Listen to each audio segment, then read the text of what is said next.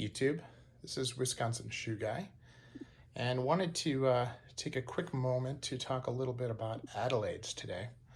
Adelaides are a replacement for the cap-toe Oxford, which is pretty popular around the world today, and wanted to talk a little bit about features of the Adelaide, things to look out for, and then a comparison of the 8 shoes that I have here. So we'll start off by talking from right to left about some of the features that you'll see in these Adelaides. So the first two on the left are Loke, and you'll see that the shoes are a little different. You have broguing here on this shoe, and you have no broguing here. You also have pinking, which is the small angular cuts that are along the edge. You have the common thing for all Adelaides, which is this U-throat here, although it can be done in different ways. And then many of them have cap toes, which is a piece here, and then a heel caps, which is a piece that goes along the outside there. So make sure that you can see it. Now that's the Loke Evans compared to the Loke Trinity, which has some brogue details here. They both have an almond last, although the last is somewhat different. This has a little bit of a higher instep. But most importantly is that this is part of their export grade. So it has a beveled waist, where the Loke Evans has a straight waist. And this is actually part of their 1880 legacy grade. So second from top of the grade, this is top of the grade. The one next to it is a Crockett Jones Westbourne. You'll see that this last has got a little bit more of an angular cut to it, both on the lift here and on the toe. This toe is a chiseled toe, or this is more of an almond toe. This also has the broguing. It has the U-throat here, has pinking up along the tongue. Also has the toe caps on the side there, and the connection in the back. You see the connection on the back is a little different. These are all details that you can choose when you're picking out the shoe that you like. This has also a nice stitch around the bottom, has a combination heel. You'll see that the combination heels are a little different. This has a dovetail, and the and the Loke does not. Now, on the TLB, which is an Artista 121, this has a much wider U-throat. So very, very different looking there. Also has a cap toe. Also has a chiseled last for a toe, but you'll see that this chisel is wider than this one. So the Crockett Jones is a little bit narrower, a little more pointy, and this is a little less, but this also has a very, very sharp rise on it. So if you look at it this way, you can see it's a very, very sharp toe here, which I like. I think that's pretty nice. Now, the sole on this is very, very narrow on the waist. Also has a beveled waist. They call this a fiddleback waist, where it comes up like that, although it's not quite as carved as it is on some of the higher brands. Very, very narrow heel here as well. This is because this is a 270-degree welt, where this one could be a 360 welt because it actually has the stitching all the way around the outside there, see? Where this is much narrower. So you can see this is actually under the heel. And that is also considered a sign of quality. But it is a choice, right? Every shoe manufacturer does things differently because of the way they want to do it. Now this is a Mirman, and the Mirman is also, you can see the stitching on the top of the welt stop there. So this is also 270, but this heel is not nearly as narrow as the other one, and more importantly, the waist is not as narrow, and there's no beveling, so no fiddleback there as well. This is also closed channel though, which is nice. Also has broguing. I did a little bit of polish here to make the broguing stand out a little bit more. This has a little bit of design in the heel cap, which is different. But the U-throat is not nearly as wide as it is on the TLB. So I'll just make sure that that's visible in the light. Now this is a J. Fitzpatrick Sunnyside. Now the sunny side is really interesting compared to all of these because the U-throat is actually just brogued into the shoe. It's not a separate piece of leather, so there's no depth to it, but you can still see it.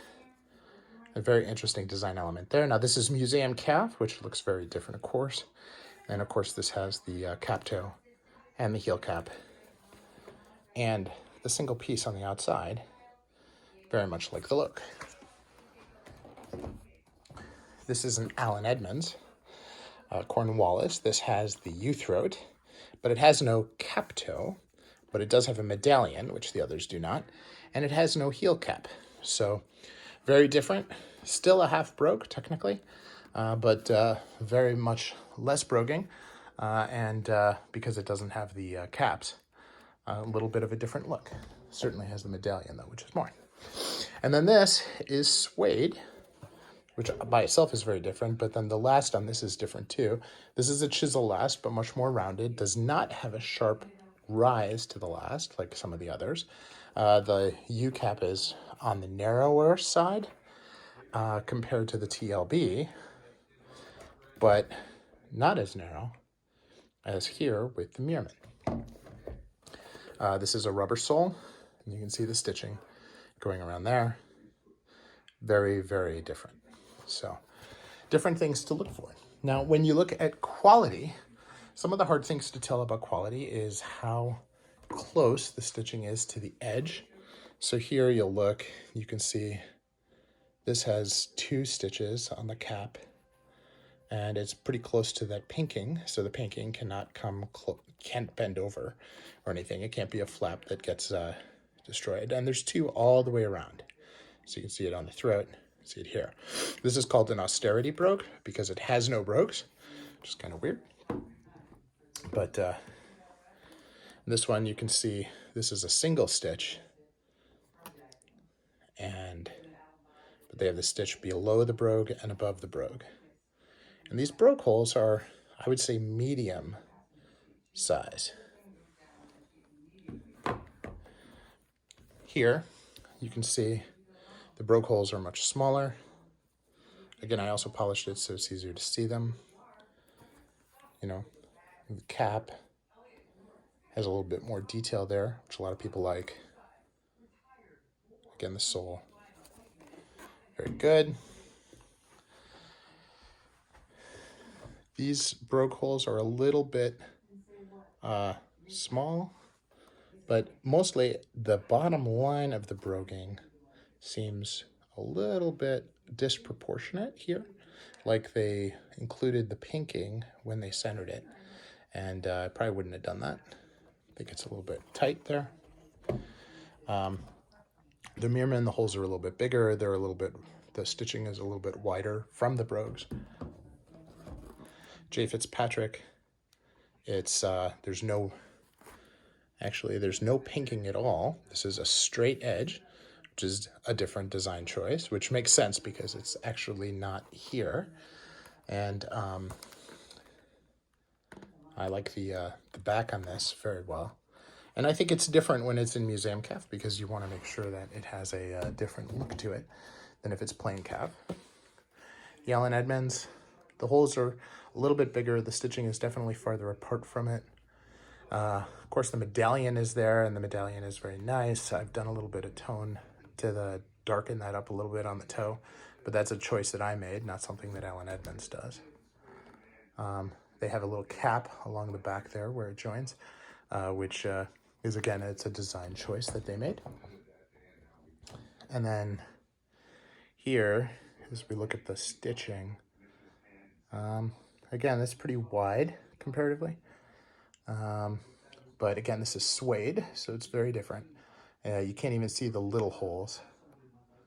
They're there if you look really closely, but they're very hard to see in the suede. So you almost ask the question why they're there.